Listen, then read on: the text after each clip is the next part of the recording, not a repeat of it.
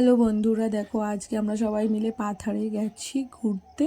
ঘুরতে না, অ্যাকচুয়ালি আমরা বিকেলে গেছি সব ঘর থেকে খাবার দাবার বানিয়ে নিয়ে পিকনিক করব বলে।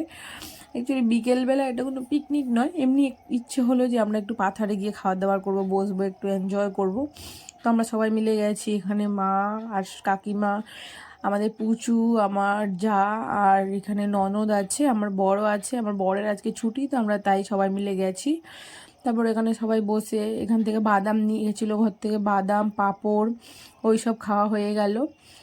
তারপরে দেখো আমাদের পুচুটাও কি সুন্দর এখানে বলছে হাই গাইস। বাদাম পাঁপড় খাওয়ার পর কিছুটা আমরা বসেছিলাম, বসে কথাবার্তা বলছিলাম। কথাবার্তা বলতে বলতে এদিকে অন্ধকারও হয়ে যাচ্ছিলো।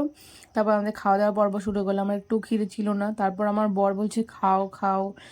তারপরে এখানে রুটি, আলুর দম, এসব মুড়ি এসব খাওয়া হচ্ছিলো। তারপর একটু খেতে ইচ্ছে ছিল না, তারপরও আমার বরটা বলছে যে খাও একটুখানি। তারপরে আর কি করব, খেতে তো হবেই, যখন এত করে রিকোয়েস্ট করছে। তারপর আর কি করে বলি যে খাবো না বলে। তারপর ও আমাকে জোর করে খাইয়ে দিচ্ছিল। তারপর একটুখানি খেয়েছি, অত বেশি খাইনি। তারপর আমাদের খেতে খেতে সন্ধে হয়ে গেল, আমরাও চলে আসলাম। তারপর ব্লগটা কেমন লেগেছে যদি ভালো লাগে কমেন্ট করে বলবে, আর লাইক শেয়ার